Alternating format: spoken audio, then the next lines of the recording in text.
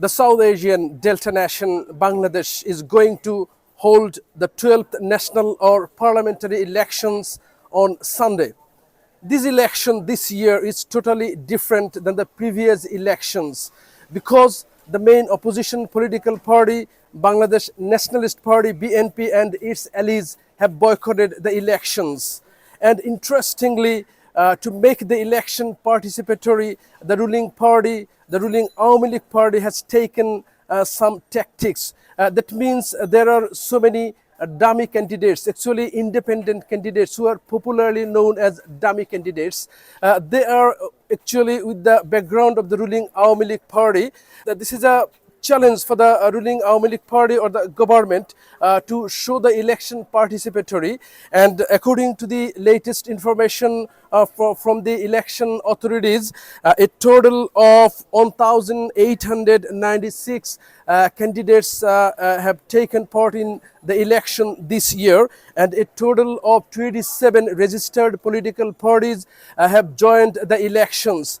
Interestingly, all the parties who are claiming themselves as opposition parties, they are very much loyal to the ruling Awami League party. So the elections, national elections of Bangladesh this year is totally different, and there are critics that actually this election, the result of this election is very much known to the people because whoever win the elections, the result will go in favor of the ruling Awami League party. So that's why it is considered to be a one-sided elections. But the government or the ruling Awami League party is claiming that they are holding the elections as per the constitution, because according to the constitutional bindings, they are going to hold the elections. Awami League leaders whom I talked in the last few days, they claimed that this is totally unconstitutional if the government hand over power to a non-elected force. So they are doing the elections as per the constitution, and if the opposition parties don't take part in the election, this is their responsibility. Government is not responsible for this.